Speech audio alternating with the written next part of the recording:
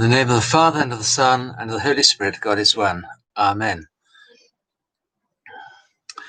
Not sure what the internet is going to be like today. It's a bit touch and go. We had a huge amount of wind and rain and everything else. We think that it might have washed the satellite out of the sky. And I know that's not possible, but it keeps on breaking up. And this morning, as you just saw, there's a little crack there. This morning, it's been coming and going all morning, so we'll see how we get on today, which is a shame because it's actually quite important. The particular reading we're doing today helps us to understand the rest of what goes on within John's Gospel. You may have seen, I know that Thecla has, you may have seen the videos I put up earlier on, one of them taken just from out there. So it starts off looking at the window that I'm sitting at the moment. So when I look out of that window, you see this video number one of beautiful morning in Gatton. That's the view that I get from here. So when I say to you, I'm looking out over whatever it might be, that's what it is that I'm seeing. It's stunning, as you'll see if you get onto that video. It's lovely. And the second one was quite funny because Roger was cross because he hadn't been let out of his bedroom with his girlfriends. And was crowing his little head off, and Buster doing his job, running around the hen house. I think he's obviously a sheepdog, and he likes rounding things up. He's annoyed that they won't round it up properly. Anyway, lots of people seem to be turning on, so we better crack on. So good morning to who we have: Thecla and Phoebe, Tatiana, Vicky, Vera, Sissy, Irini, Elizabeth, Beverly, Tony, from a sunny, cool, breezy island. That's good news. Ian, Judith. Thecla sent us some rare butterflies again. Maria Helena, good morning. God bless you. Yes, Archbishop Anastasios of Tirana has got this COVID. That's showing that even the most holy of people can get this disease. Good morning to Corey, God bless you, and Stella, good morning, and Catherine, Christine. Right, God bless you all. Let's crack on then, shall we? Starting in the beginning.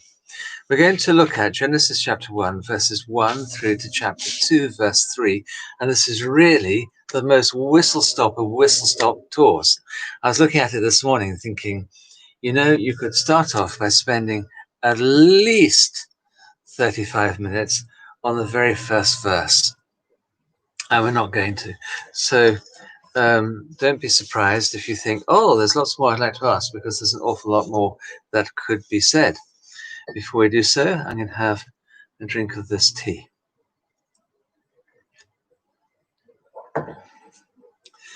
In the beginning, God made heaven and the earth. The earth was invisible and unfinished, and darkness was over the deep. The Spirit of God was hovering over the face of the water. Then God said, "Let there be light," and there was light. God saw the light, it was good, and God divided the light from the darkness. God called the light day, the darkness he called night, and there was evening and morning, day one. Right, I want you to imagine that we're about 10,000 years ago or so, and it's getting on for nighttime, and Grandad and Granny and Mum and Dad are sitting around the campfire because they're going from one place to another. Agriculture has probably just been started, but only in a small way, maybe even before then, well before then. And the children are sitting around the campfire as well. And they have asked Grandad to tell them that story, the story they really love, the bedtime story. And Grandad has cracked his fingers and stretched out his legs towards the fire, and he begins to tell this story. And for generation upon generation upon generation, this is the story that was told to the children as they went to bed. You can feel in it, it has all the wonderful bits and bobs that a bedtime story has, including the hint to go to bed at the end of it. and go to sleep. And there are various things, I remember when I lived in Africa, and I lived an awful long time in Africa, one way and another. They had stories like the story about Kalulu, which gets into English as Brer Rabbit. Kalulu is actually a sort of hare. And this is something similar. And just like you'd have all sorts of things about Brer Rabbit and various sayings and other things that Brer Rabbit has that the children get to know, so Grandad's story, and we're talking about hundreds and hundreds of Granddads going back over generation. Grandad's story, so the S is, the apostrophe is after the S, Grandad's story has become honed down and well known, and all the adults will know the story. Grandad knows the story. He was told by his granddad, who was told by his granddad, and so on. And the bits in it, like, for instance, the counting. So, and God saw, and everybody says, God saw whatever it was, and they'll all say, and it was, and the children will say, good. Okay, all the way through. And then when Grandad says, there's evening and morning, the children count the days off. Day 1, there's evening and morning, day 2, and so on. So have that in your mind. It's getting dark, the crickets are singing, the owl might have come out, the huts are in the background, the fire is in front of them. Grandad is drinking his port, whatever they had back then. They have just had a nice supper, and it's nearly time to go to bed. So day 1. Then God said, let there be a firmament in the midst of the water, let it divide the water from the water, and it was so. Thus God made the firmament, and God divided the water above the firmament from the water above, under the firmament from the water above the firmament. So God called the firmament sky, and God saw that it was, and you will say, good. And there was evening and morning, and you will say, the second day. I'm Grandad in this story. Then God said, let the water under the heaven be gathered together into one place, and let the dry land appear. And it was so. Grandad is looking at all sorts of things, the water pot, he's looking at the sun setting, he's looking at the fire, he's looking at the stars above him, he's looking at the territory all around him. Okay, this is what's going on. Over thousands of years, the story is being told. Let the dry land appear. And it was so. The water under the heaven was gathered into its places, and the dry land appeared. So God called the dry land earth, and the gathering together of the waters he called seas. And God saw that it was, you will say, good. Then God said, let the earth bring forth the herb of grass, bearing seed according to its kind and likeness. Do you notice now there's been a slight change? God said, earth bring forth the herb of grass, brings seed according to its kind and likeness. Let the fruit tree bear fruit, whose seed is in itself according to its kind on earth. It was so. Thus the earth brought forth herb of grass, bearing seed according to its kind and likeness.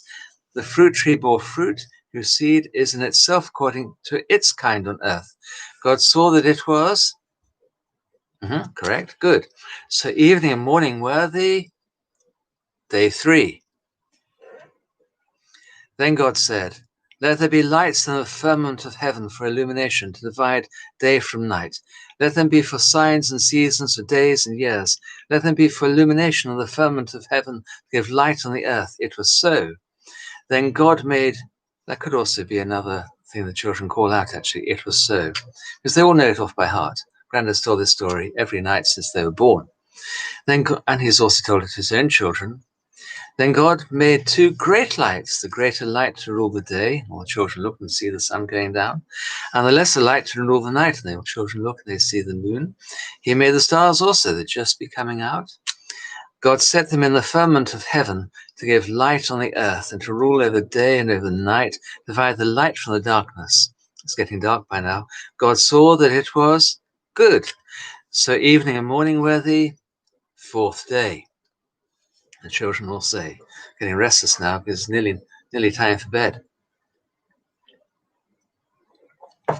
Then God said, let the waters bring forth creatures having life, let the birds fly above the earth across the face of the heavens firmament. It was so.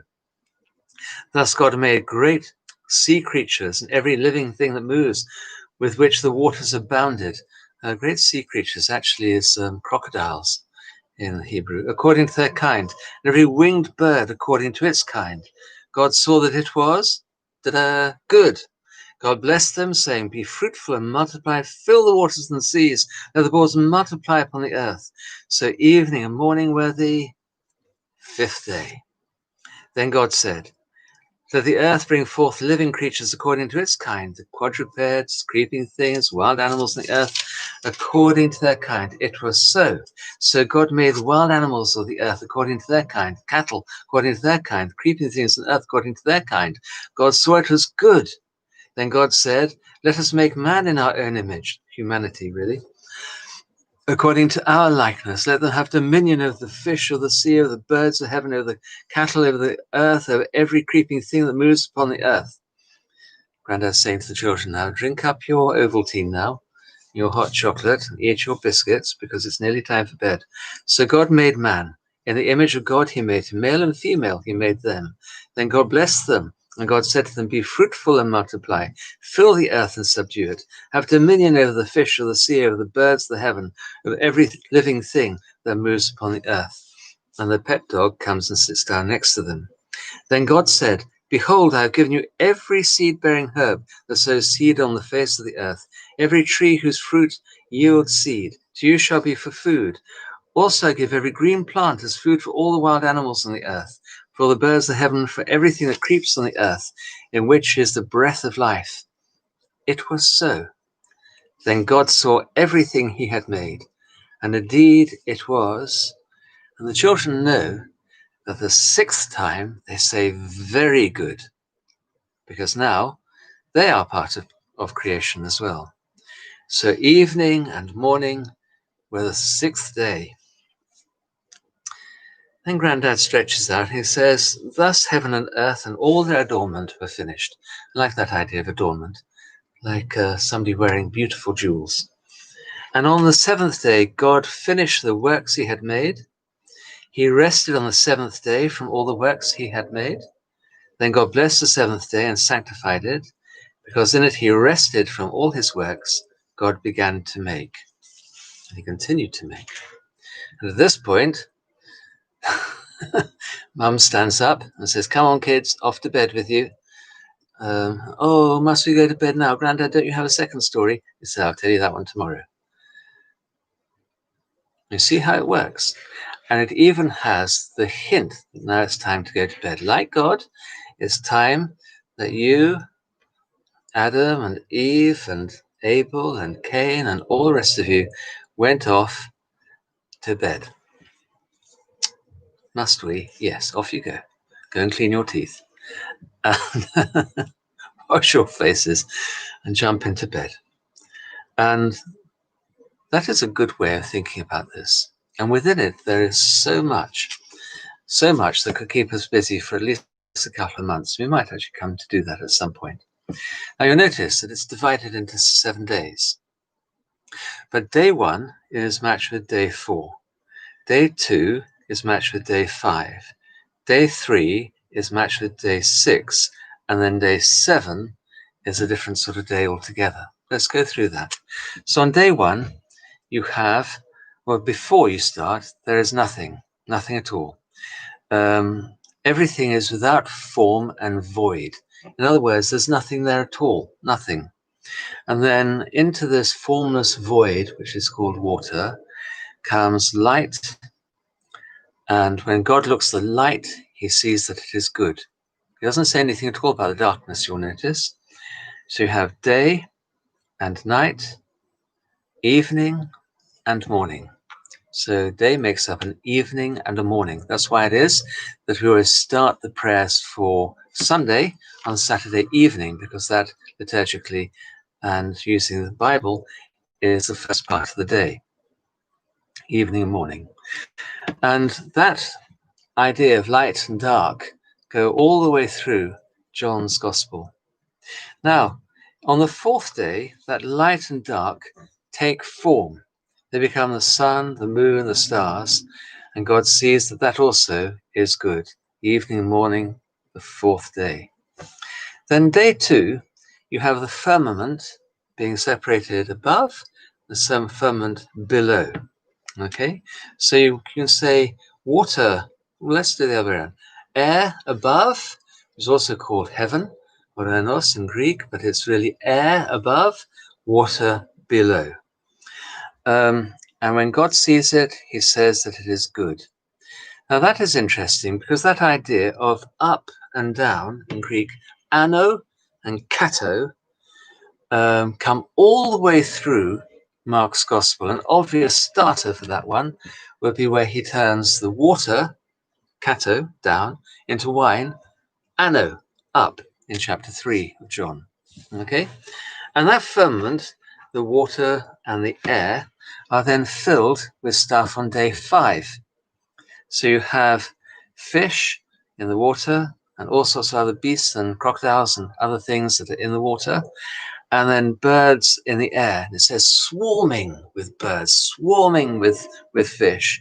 God sees it is good, evening, morning, the 2nd day and the 5th day. Then day 3. And here you've got an interesting idea about what Stone Age people thought about plants. They don't actually look at them and think of them as something living.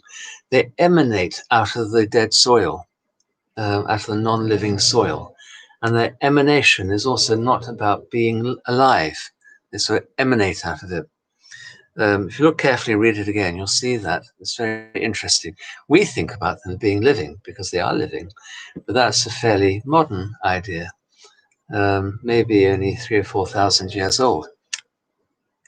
But before then, grass and trees and fruit and everything else is non-living, which is how it is that God gives it to everything to eat, because you're not killing anything to eat it. The whole idea being that it's not alive to begin with, you can't kill it, and death is something that's going to come into the world through sin. That makes sense? Anyway, that's the 3rd day. God sees that it is good. And then that day 3, the land and the sea, and the land including the plants, is then filled with other things. So on day 6, the living creatures on the land, the 4-footed things, the other animals, and so on. And then the crowning joy of all of that, you get humanity. And whereas on day 1, 2, 3, 4, and 5, when God looks, it is good. On day 6, when everything is completed, he looks and it is very good, because humanity has now come into the world as well. And you notice within there, and also very strongly later on, that there's a priestly action that humanity must do. And this priestly action, John maintains into his gospel as well. What does he say to humanity? He gives them various commands. Number 1, be fruitful and multiply. Number 2, fill the earth and subdue it, which means subdue in the same way as you might well be tending a garden. Have dominion over the fish of the sea, over the birds of the heaven, over every living thing that moves upon the earth. So the whole idea is that you have dominion over it. You are the chief, but not separated from it. You are the chief of it.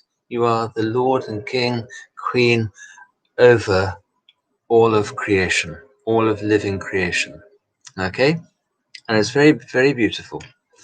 So have that priestly idea about the particular dignity of a human being. And it's better to think about it in a priestly way rather than to think about it in a way that is often shown of humanity lording it over the rest of creation, therefore able to destroy it. Because a priest takes what is there and finds new meaning within it.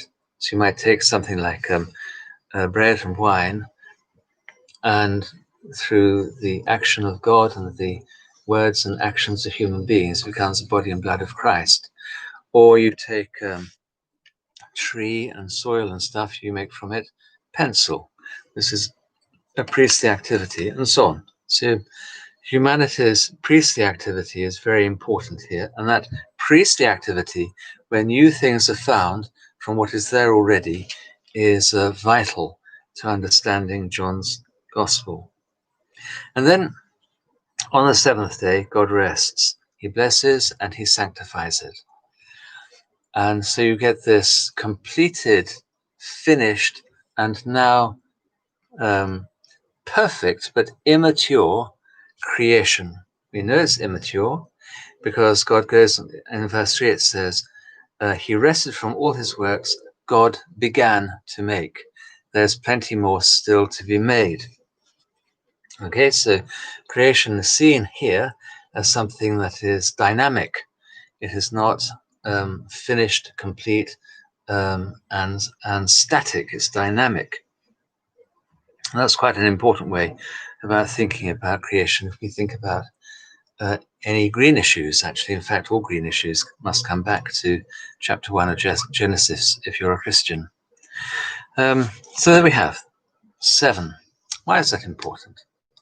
Well, in chapters 1 through 3 in John has 7 days, starting off really with John the Baptist's evidence about Christ, and then finishing with the changing of the water into the wine of the marriage in Cana of Galilee. That's 7 days. In order to do that, he has to leave out 2 whole days, but he wants that to be a sign that here we have a new creation going on, a creation that's going to be better than the old one, because the water ends up being wine. It goes from kato to ano. Okay, remember that below and above idea of day 2 of creation.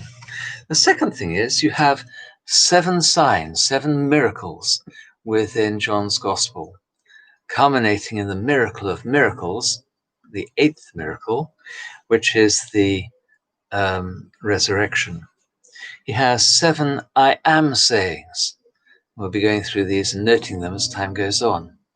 He has 7 feasts, okay, ending in the Feast of Feasts, which is the resurrection, which is number 8 of those.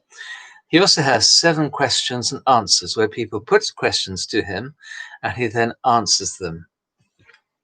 Okay, and that idea of the 7 carries on into the book of Revelation as well. You find it there too. So there are, when he sees, he finds that there are 7 seals on his book of life, the 7 trumpets, the 7 bowls, the 7 thunders, and so it goes on. Okay, so that as a little background to what it is we're going to be looking at from now until goodness only knows when, has to be kept in mind when we're thinking about John's Gospel. He has, maybe I should say, when I'm talking about John, they have Book of Genesis, chapter 1, in his stroke their mind, when he stroke they start writing. And the whole, I'll explain what I'm saying probably tomorrow, next few days anyway. Okay, so it's really important to get this idea of the creation and the whole creation ending with the 7th day of rest, but not quite ending there, because God has only started to make, and there will be an 8th day, which we call Sunday, the 8th day, the day of resurrection. Okay? So who's saying what? Let's have a look. Everybody has been stunned into silence, so they've all gone to sleep. Phoebe often end up thinking of the story of Aslan creating Narnia in C.S. Lewis' Magician's Nephew. The pattern is so similar. Yes, it is. It's very beautiful. So these 3 initial days of creation are preparatory for what is to come. Yes, you have day 1, day 2, day 3, are in many ways empty of life. That's the way that they thought about this in Stone Age science. Stone Age science would have said that this was empty. Okay, you've got light, you've got darkness. Interesting, isn't it? You have more evening and morning, but you don't have anything to carry that light. There's no moon, there's no sun, there's just light. The light gets brighter and it then disappears to nothing. And yet there is an evening and morning. They didn't necessarily think of the sun and the moon being necessary for light. Then day 2, you get the air and the water. And then day 3, you get the land and the sea and the plants. And the plants are just part of the land or the sea. They're not in themselves living things. And then those things get transformed. The light and the dark they have carriers. The sun, the moon, the stars. The up and the down are filled with life. Remember, God is the God of life, not of death. That's something also to keep in mind as well. So the up is filled with birds, and the down, which at the time is only water, is filled with fish and sea monsters and stuff. Day 3, you've got the land and the sea, particularly the land. The sea has already got stuff in it. And on the land goes all sorts of quadrupeds and other stuff that dance around on the earth. And then us, humanity. And humanity on that day 6 is ordained as the priest over the whole thing. Okay, there we go. I think that's enough for today.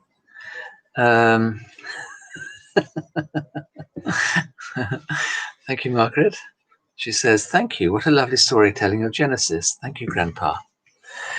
It's great to think about, so many of these stories.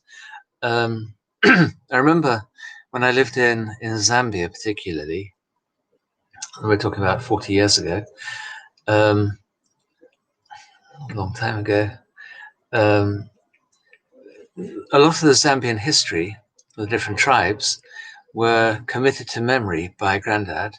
And in the evenings, Grandad would then sing you the song. He'd tell you the story of their tribe by singing you the song. And you listened to the song and you picked up the rhythm, the meter and everything else, and the words and the tune that he sang it to, and you could then sing the song as well and pass it down to your grandchildren. Same with all sorts of things that pass from one person to another. Brother Daniel, I'll sing you a song. Okay. I'm not.